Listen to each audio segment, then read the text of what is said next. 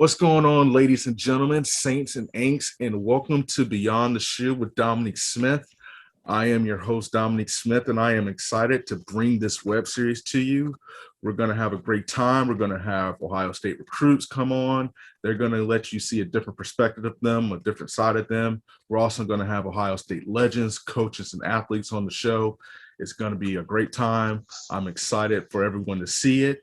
And without further ado, I'm excited to introduce the first guest of the show who really doesn't need an introduction. He is a former Ohio State player, All-American at that, played 2 years in the NFL, and pretty much has served up more pancakes than the International House of Pancakes. He is none other than the legend Kurt Barton. Kurt, what's going on, brother? How you doing, man? Thank you for joining me. I'm doing great, man. That's a great intro, man. It's Shoot, the I couldn't have truth. done it better than that. It Hey, man, is the truth. You're the truth, man. You've been putting out some great content. I'm excited to have you. I Hey, call you man. the human highlight reel, like Dominique Bookings. Except I change it from reel, like a film reel, REL to REAL, like you're real, like the human highlight reel. Hey, I'm down with it. I try to look at it as what I lack in football, I can make up in writing and interviewing. That's perfect, bro. Hey, man, writing's fun, man. You can do that for a lot longer than you can football, and it's more fun because you can have an opinion, and we have a ball on the scoop, man. That's true, but you got a chance to physically impose your will on a weaker opponent. That's more fun. Essentially, I think it was Marlon Davidson from Auburn saying football is the only sport where you can hit somebody and not get arrested. So I think you got the best job. Like I said, if you ever wanted to see Kurt play, go back to his highlight reels. He played offensive tackle from 2004 to 2007. Like I said, dude was a beast. So with that, the first question I want to ask you is probably the most serious question of them all. If you had to pick one of the Avengers to describe your game as a football player, which one would it be? Really tough because, man, I love Iron Man. Iron Man's everyone's favorite because the first Iron Man movie was so good, and Robert Downey Jr. has been so good portraying him. Obviously, like, I love the Hulk to death. You know, my favorite Marvel character is Venom by far. Oh gosh, Venom and Wolverine. But if I got to pick an Avenger, it's probably Iron Man. Like, dude, I love Iron Man because he's technologically savvy. He's cool. Nobody can really mess with him. You know, either that or if you want to make it super fancy, like, you know, when they did that Hulkbuster suit, you know, the big Iron Man suit, it'd probably be that, like the Hulkbuster Iron Man suit, because that's what I like. Because I wanted to pick the Hulk, I want to pick Iron Man, but I was like, dude, the Hulkbuster Iron Man, I think would be like the perfect person that I'd want to play as, because you get the technology, but you also get the power of the Hulk. You know, all kind of blended into one with the missiles and flying, and because I love the Hulk, but he can't fly. Like Iron Man can fly, so that's a huge edge. Like when I played like the Xbox games where you can play as like the Marvel series guys and the Avengers, like I always want to pick a character that can fly because it makes it so much better. You know, like Iron Man can always fly, so he was always the guy to roll with, or Archangel. If I can't fly, then it's Wolverine or Venom. But Venom's my all-time favorite by far. I would say this: if you had to look at it from a general perspective, in the Jim Tressel offense, you would definitely be the Hulk. You know, that power run game.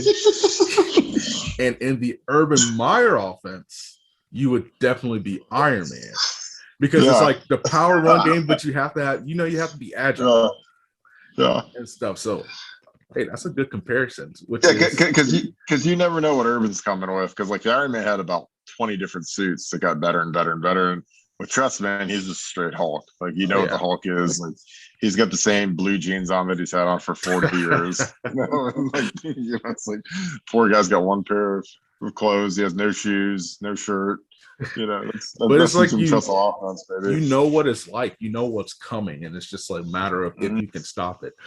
And which is a good transition because you actually played in the Jim Tressel offense, but you coached. Many don't know this. You were on the coaching staff from 2010 to 2012. What is the differences outside of the obvious But as an offensive lineman, from a coaching perspective, you see things at a different angle. You have a different perspective on things. What are some of the main differences from that power run game? You know, people thought it was boring, but that power run game is more complex than people think, to Urban Meyer's kind of power spread run offense.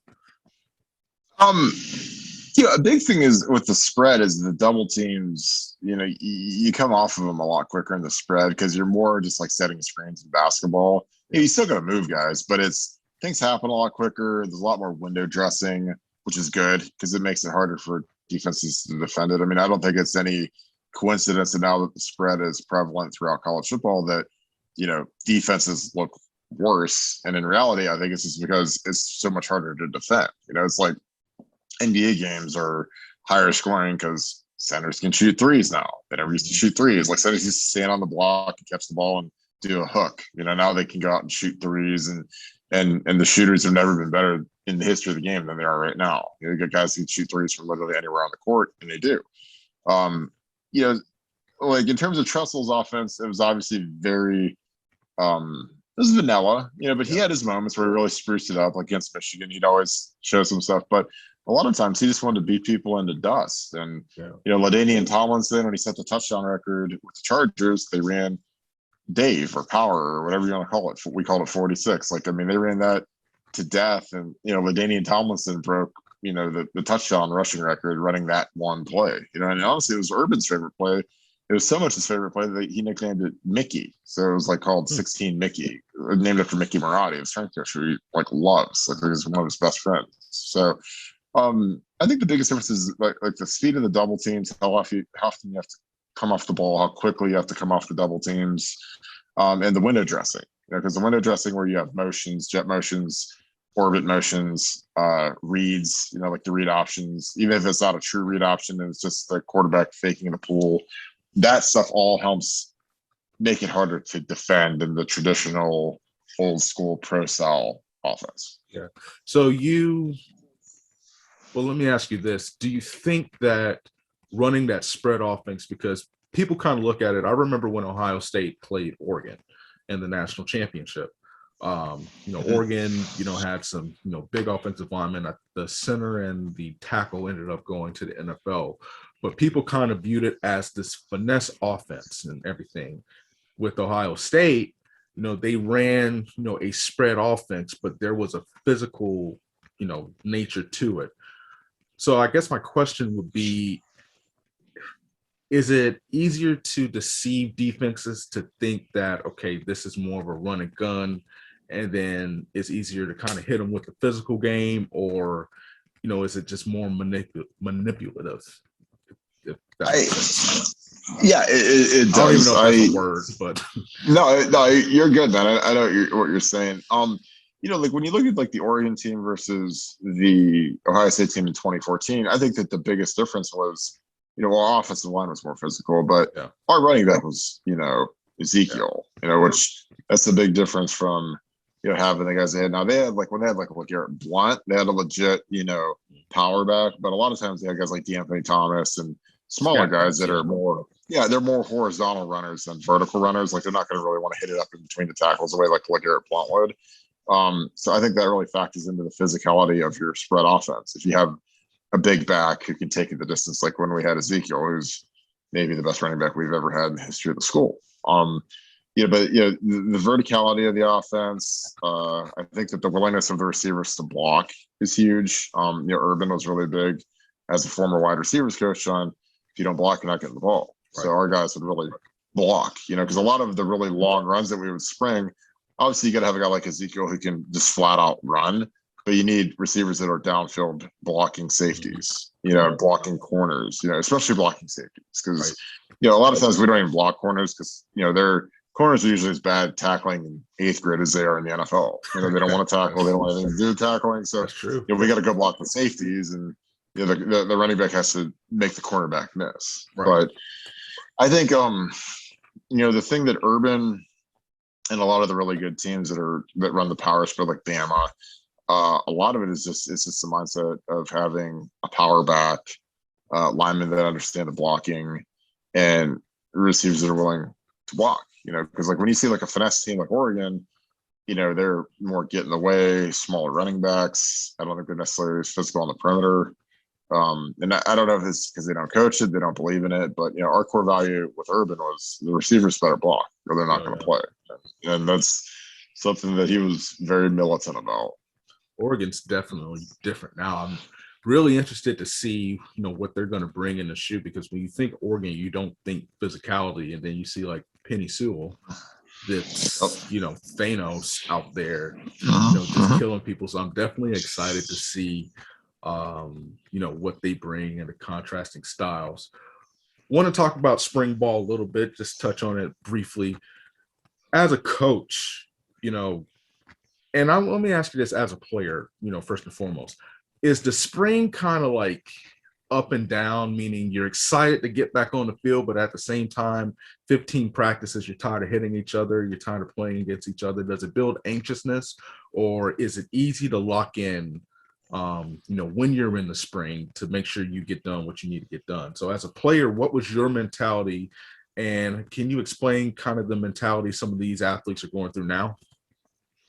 I think it varies dramatically based on what their circumstances on the team. Yeah. If you're a returning starter, if you're Thayer Munford, the biggest thing is, all right, I want to get my reps in and get out. Like I want to do as little as possible in spring.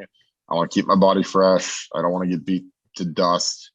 I'm here for a fifth year that I wasn't expecting. So, I think Urban was really good about taking care of his veterans, like his guys that were 2,000 rep clubs. Like, they still got to get their work in, but the guys that you got to beat the tar out of are the guys that haven't contributed, or if there's like an open spot, a starting offensive line spot or a starting cornerback spot, those guys need reps. Yeah. You got to see, you need one of those guys to kind of grab that spot by the throat and not let it go.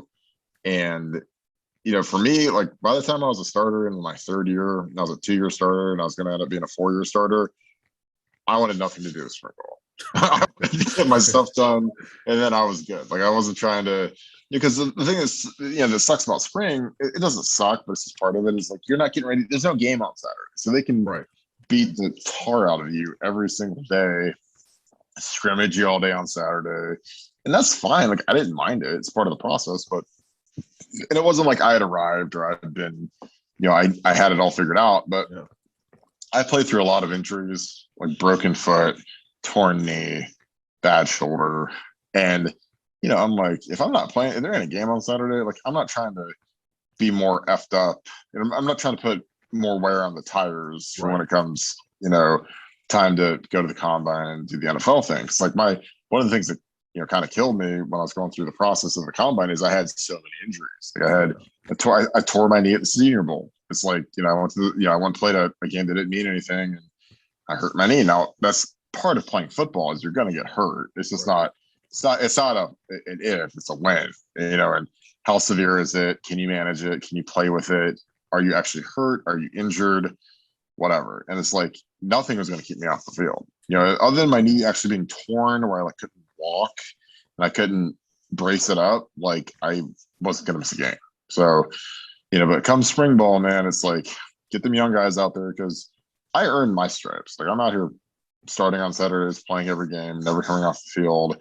But guys that are just, what does he call them? ERWs. Like Bill Belichick had this line, the ERWs. And ERW is eat, ride, warm up. So they eat the pregame meal, they ride the bus to the stadium, and they warm up, and that's the extent of their day. After the warm up, they're done. They're chilling. They're drinking Gatorade in the locker room, and they're eating a Snickers bar at halftime, and that's it until we're up by 49 points. So they don't have to worry about getting in the game. So let those ERWs get their work in the spring, and I'll see you guys in the fall. Because come fall, you can put the screws in me. I don't care. I mean, you can scrimmage me, put me through practice, because I got to get my body and get my. You got to sharpen your sword to get ready to go win a game and play a game. So come fall, you got to go through the grind, but when it's spring, I don't know. Like I'm not trying to get destroyed in the spring when my body already hurts. Like I already have a bad knee, I already have a bad foot. If anything, like I want to get all my surgeries done so I can get everything cleaned up, because spring is like, it's really important if you're not a starter. But if you're a guy that's had injury problems and scopes and whatever, you want to be healthy for summer conditioning. Summer conditioning is a million times more important than spring, because like you don't want to go through spring and then get a surgery and then you miss portions of summer conditioning. Summer conditioning where you're running, cut 110s and gassers and all that, like you need that more than anything in the world, because you want to show up to camp in ripper shape, and you can't fake summer conditioning. You can't run on the treadmill or ride the elliptical or the stationary bike. You have to be out there in the heat on the turf, running, the grueling, miserable, terrible like conditioning, because that's just what it takes. It sucks, but it's part of it. How many gassers did they ever, like the most amount of gassers that you had to run at summer conditioning? So our conditioning test with Trestle was 20 half gassers. And for people that didn't know what a gasser is the width of the field down and back. Down and back. And we had different groups. So we had the speed guys like Ted Ginn. You had the little guys would have to make it in 16 seconds. Brian Hartline, like those types of guys. The medium guys, which is like linebackers, tight ends, defensive ends, they had to make it in 18 seconds. The big guys, like the O linemen, D linemen, they had to make it in 20 seconds. So you would do that, and in between each rep, you give a 30-second break. So, it doesn't seem like that 30 seconds seems like 3 seconds, once you get rolling and whatever. So, I mean, our conditioning test of Trestle was 20 half gassers, and that was harder than like any NFL conditioning test. Like, I mean, I did the NFL conditioning test, and they were like a breeze compared to this. Was Schlegel the strength and conditioning coordinator when you were there? No, well, he was. He was on the team. 2011. Yeah, I played with Schlegs. Yeah. So Schlegs made the test. We'd have to do it at 6 a.m. on the first day of training camp. Like we'd go to the stadium, 6 a.m. and it was crazy because like when I first started doing it, my first year we ran it on AstroTurf at the lacrosse field, which is right outside the Woody Hayes. It's gone now. They got rid of the stadium because now it's all football fields over there. But then the next year we went to the stadium, and the stadium wasn't lined because it was grass. So, you got like, coaches that kind of march out the 53 yards or whatever it is, like 52 and a third. I don't know what the width of a football field is, but it's like around 53 yards. And they like kind of march it off like, like how a referee marches off 10 yards on a penalty, like with like big steps, like each one's a yard. And, yeah, it just felt like they marched it like too far because it felt long. So that sucked. And plus the grass is just slow compared to turf. Like we normally ran on turf, and grass just feels slow when you're used to running on field turf. So then, we did that 04, 05. 06 was the last year on grass. 07, they put field turf in the stadium, and it was like the easiest thing in the world to run it because like you get good cleats, and most of the linemen, like I would always run in wide receiver cleats because they're just so light. Oh yeah. It's like every little bit helps when you're running conditioning tests. So I'd run like in those, and I was just scorching, back and forth with that field turf and those wide receiver cleats. So yeah, 20 halves is no joke. So if anybody wants to condition test, I'll send it to you and see if you guys can make it. Yeah, post it on YouTube. We'll do an exclusive on Buckeye Scoop. Oh God, make the staff run it. Drew Rosenhaus makes his staff run the conditioning test. So it's like that's like a big thing that they do. Yeah, I promise you I'm not doing that. I actually live in Florida where it's supposed to be 93 degrees in 2 days. Oh God. So yeah. When I played for the Dolphins, my first practice down there, I thought I was gonna die. It was so hot. Oh my God. I had training camp with the Chicago Bears, and it was like 78 degrees every day in Illinois. I get to this Davie, Florida, and it's 97 degrees and 100% humidity. It's like, oh my God, this is terrible. I don't think people like understand, like, we get made fun of because naturally, cold here is, like today is 67 and it's perfect outside. But like in the summer, in July, I walk out to get the trash and I have to change like my shirt because you walk the dog and you're just pitted out and miserable. You get to shower. Oh yeah, it sucks. Like I literally will not buy a dog because I do not want to walk an animal in the state of Florida in the summer, like for that specific reason. But you mentioned something interesting about you fighting through the injuries and playing in the the Senior Bowl and everything and messing up your knee.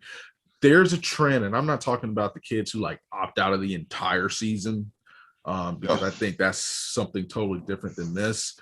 but there's a trend of kids opting out of bowl games, and I don't think bowl games are meaningless, especially for younger athletes, who need more reps. A lot of coaches say those 15 practices or so are crucial, but for somebody like who's saying, what, I have a couple injuries or whatever, or I do not want to mess up the prospect of or the opportunity for me to be drafted and make money, they're sitting out. What is your view on that? Me personally, I was talking to a couple friends and I said, I kind of feel like if you're not a first or a early to mid second round draft pick, then you should probably, play. But obviously, we saw, Jake Butt from Michigan, he, tore his ACL or whatnot in a bowl game. So what is your view on that? And he's like never been heard from since he tore his knee. I mean, I know he got drafted by the Broncos and who had Jeff Heuerman and stuff, but yeah. But I mean, like people thought he's gonna be like a second or third round pick. I mean, he was a really good tight end. He gave us problems at Michigan when he played Ohio State, and he hurts his knee, and that's part of it. I mean, I think it depends on the bowl game, how significant. If it's not the playoff, then nobody really cares anymore. Like we've won the Cotton Bowl, we've won the Rose Bowl. Nobody cares. Like nobody buys a Rose Bowl T-shirt, Rose Bowl championship because it's not a college football championship, like playoff championship. So no one cares. Denzel Ward was kind of like the first guy that did it. He sat out the USC game and he went 4th overall. So, if all that comes between you and changing your entire family's life forever is sitting out of a meaningless bowl game, do it. I mean, like, dude, Jamar Chase is probably gonna be a top 3 pick, top 5 pick at worst, and he set up the whole season, and he's gonna go ahead of Devontae Smith, who won the Heisman. Because his film was that good, and his body's healthy. He didn't no nagging injuries, no stupid knee issue or anything that he picked up from the season. Like, I don't know. Like to me, if you're a surefire first round pick, even second round pick, and you're not playing in the playoff, like I don't fault these guys because if you go out there and tear your knee up, these donors and the supporters of the program and stuff, it ain't like they're gonna cut you a check to like make up the difference in loss of value if you go from being a first or second round pick to being a 5th round pick because you have terrible knee injury. Like there was a kid from Wisconsin that when I was coming out was supposed to be like the deal. His name was Jack. I want to say it was like Jack Ikeguani. It was some really fancy last name, but he was supposed to be like a top 5 pick, and he tore his knee and went like 7th round, and then his stuff was so bad that he actually won a loss of value claim against Lloyd's of London. Because he went from being like a top 5 shutdown dude to being like out of the league in 2 years because his knee got shredded. But again, that doesn't make up for what he would have made if his knee would have been healthy. And his didn't happen in a bowl game or anything. But when these, you're a corner and you shred your knee, man, ain't no guarantee you're coming all the way back. Exactly. And teams are going to be, if I can take this guy who's top 10 guy, but he shreds his knee, or I can take this guy who's a top 30 guy and he's got a pristine knee, I'm going to take the top 30 guy because you just never know. I mean, surgery is great nowadays. Modern medicine is great, but guys that that are more likely to shred, that have shred their knee once, they're more likely to shred it again. It's like if you're more conditioned to that, then people are gonna think twice about drafting you. Makes you see it, guys that have constant ACL tears if they're NBA players, NFL players, like Will Fuller. Like Will Fuller is a freak of nature, speed demon, but man, he's torn his ACL like 3 times. So it's like, I mean, when he plays, it's like 40 fantasy points, but then the next week he shreds his knee again. So it's like, I mean, that guy, if he was actually healthy or consistently healthy, he was signed for $70 million, but instead he got like a 1-year, $8 million deal because he's a freak, but he just always tears his knee. It's just part of it. I definitely get and Well, at least at Notre Dame, he had problems catching the ball consistently too. Oh. But yeah, like he's just funny. Like some of these receivers, like it's amazing. Like Keaton Allen, one of the best receivers, and he just showed that he could be consistently healthy, through the duration of the NFL season. But yeah, I agree with you, and I think it's maybe something that fans don't quite understand because of the landscape of college football. Essentially, I was talking to Randy Wade, and he said, they were celebrating, I forgot what bowl game it was, and then 2 weeks later, it's like you go back for another 50 weeks out of the 52 weeks in the year. So definitely it's a constant grind. And it causes you to make business decisions. But switching gears, recruiting. So I read something interesting. I didn't realize that Coach Meyer actually offered you back in the day, and you ended up going to Ohio State. And just so briefly, I'm interested to hear, what was your recruiting process like, and how does it differ from the things that you see today in recruiting? Because recruiting is just a mess now in some respects. Yeah, I mean, when I was getting recruited, like an offer was an offer. Yeah. It actually meant something. Like now, like coaches offer a ham sandwich, and it's the same as offering your son or you. I mean, offers don't mean anything anymore, because there's this psychology of, well, you always remember your first. It's like you always remember your first car, first girlfriend, losing your virginity, like whatever it is. Like people always remember. So it's like they apply that to recruiting, and like, oh, I remember my first offer was Texas A&M or whatever, or it was Ohio State, or that's always like something that's significant. So that makes us move on kids way faster than we actually want to, and it causes us to offer a bunch of these offers in quotes. And our people on the message board on Buckeye Scoop, they get it that a lot of these offers we put out aren't real. Like if a kid shows up and tries to commit, they say, whoa, we need you to get 36 on your ACT and run a 4.140 and and come to camp 4 times, and then it'll be real. Like, but it's just like it's like a conditional offer, like based on you coming to camp and working out. So it doesn't mean anything. It's just like, it's like getting one of those checks in the mail that says you just won $1 million. But reality, it's like, oh no, if you fill all this out, you're going to be entered in a drawing with 800 million other people, and you didn't really win $1 million. Like that's what it's like. When I got an offer, it was like, if I jumped in the boat, I'm in. If Ohio State offered me, I'm in. If Northwestern offered me, I'm in. Stanford offered me, I'm in. I can call them up, say, hey, I'm in. And you got to kind of play that game, because it's different when the offers are real. Because if you really want to go to Ohio State, like I committed in 5 minutes, because for one, I hated recruiting. I hated uncertainty. I hated, the process of talking to coaches and kind of faking interest in schools like Vanderbilt and Stanford, and really great schools, but I mean, their football programs are terrible, and I want to go to Ohio State. So when they actually came through and offered me, and it was like early December, I was like, I'm coming, because I knew that they only had 18 spots.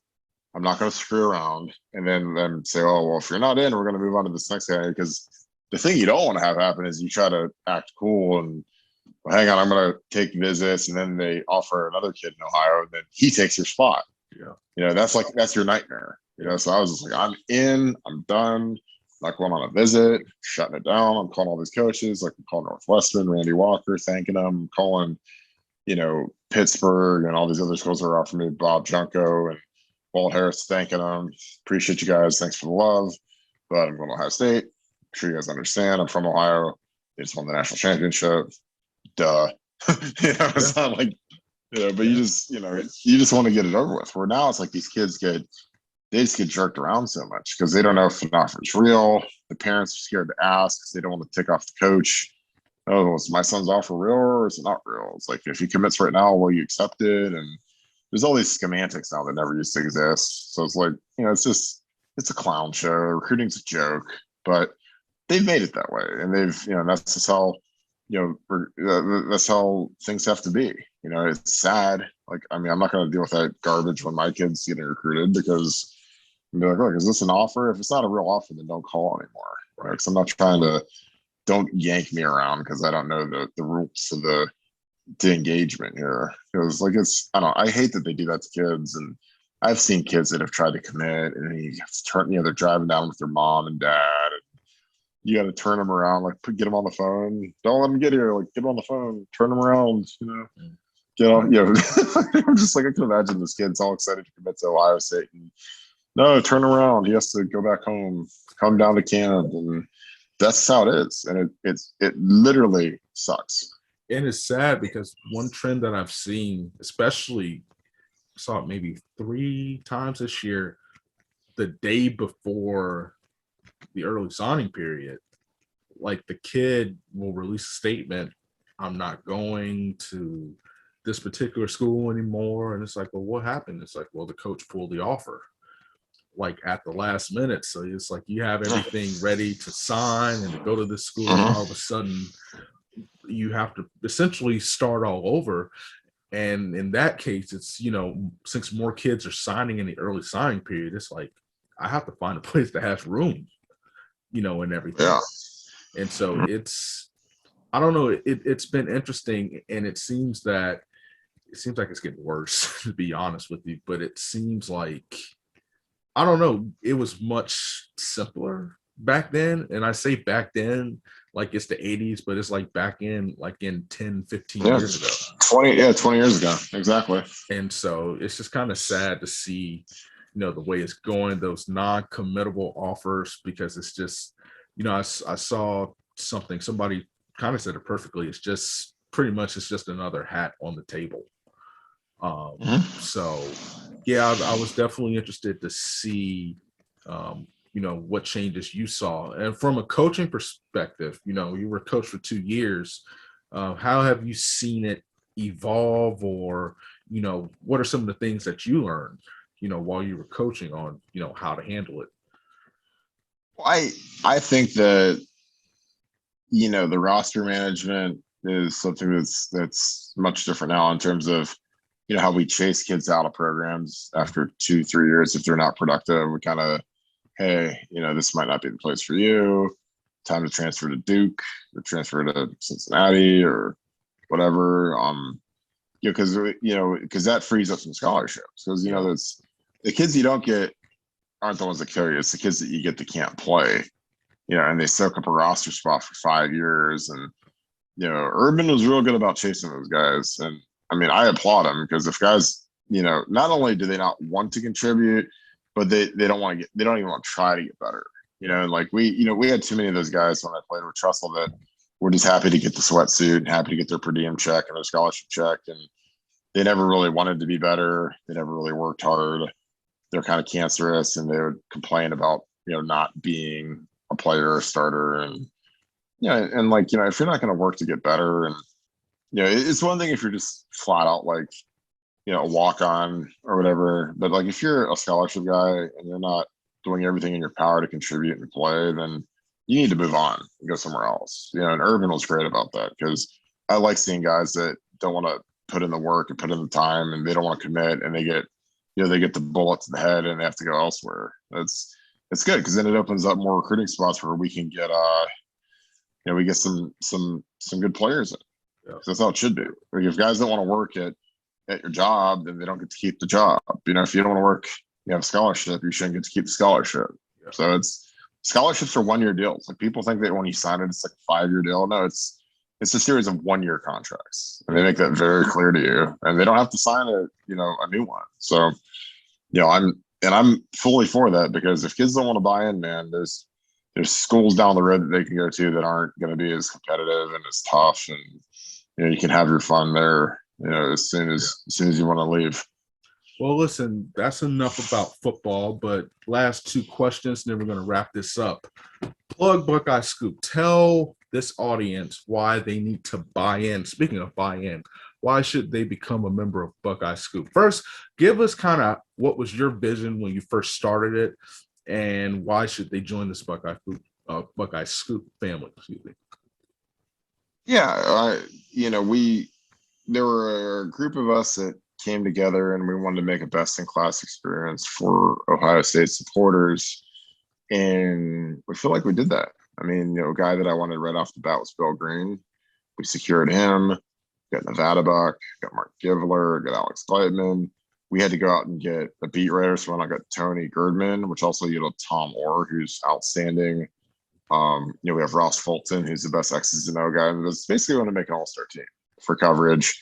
We want to keep the prices competitive. They're a little bit more than other sites, but we have a bigger payroll, so we got to pay these guys somehow. So we feel like we've created a best-in-class experience for Ohio State supporters. We feel like we have a very a comprehensive staff. We have a great message board, which is kind of our heart and soul. We allow no politics on our board. So, people can't even tell you how many people have said this has been like my sanctuary over the last, year or two, with the election and all the COVID stuff and how political things can be. We allow none of that. So it's been a haven where people can actually have real discourse about sports. They can talk about football. They can talk about basketball. They can talk about, also Ohio State football. Our inside information is second to none. We have very detailed practice reports. We have very in detail inside recruiting knowledge that we share with our Buckeye Scoop family, and people love that. And we're super active on our board. Like it's not it's a core value that everyone on our staff is very active on our board, very responsive to our customers. We want this to feel like it's really a family. It's not just a transactional deal where you pay us, you read our stuff, and you go your merry way. Like, no, this is like a very comprehensive group of people that we really work hard to make sure that you guys have a good time. It's like when you go to your favorite restaurant, your favorite bar, and people know you, I had lunch today at J. Alexander's at Easton. Waitress knows me, manager knows me, my friends that I eat there with all the time. Like, it's always such a good feeling. And even though the meal is like a little different or it's the same every time, it's always great. Yep. It's always friendly. And that's kind of what we want to replicate. Like when people log on, we want it to be their, they just got off work, had a hard day at work, had a little dinner. Now they're sitting on the couch, they're kicking back in their chair, and they got, some time to kill. They get on their phone, they get on their iPad, their computer, and they see what's going on the Scoop. And then they see, man, look at all this fresh new content, look at these great podcasts, look at, there's a practice report that just came out. Oh, these are the new young gunners that are, this is who's winning the QB Derby as of 2 practices. Like, because people like to know what's really going on inside the Woody Hayes Athletic Center, and that's what we're good at. We have a great network of people that let us know what's going on, and it's something that we're really prideful in, is making sure that you always have the latest scoop on Ohio State athletics. Last question for you. If there was an 80s or 90s song that you would make the theme song of your life, what would it be? Can it be 2000s or is it going to be 80s or 90s? Okay, yeah, it could be 2000s. It could be 2000s? Yeah, it could be, yeah. Oh, man. Probably Weekend in the Hills. That's that song that blows up the car and he's walking. And gosh, that's not even 2000s. That's like 2000s. Yeah, 2000. That's like 2012, 13. If I get to go all the way back to the 2000s, God, I'm trying to think. I mean, it'd probably have to be a Tupac song. Oh, it'd have to be, I would think. I don't know if it'd be Hail Mary, Machiavelli. Oh, God. Gosh, those are some bangers, man. So we'll No, I know. I mean, I want to say California Love because he says that. He says, out on bail, fresh out of jail, California Dreamer. I actually was out on bail at one point, so it was kind of fun. I used to always play that for my wife, and she'd just be embarrassed and die laughing. But God, I don't know, man. That's really a tough one. Because God, I listen to so much Tupac. Ambitions as a writer, it's got to be one. Yeah, that might be it. That's a good one. My ambitions as a writer, that's a good one. The ones that Mike Tyson walked out to, he walked up to Hail Mary. Yeah. That was good. Like I watched this on YouTube. His walkouts to his Tupac songs is unbelievable. Because it's like like you feel like you were there.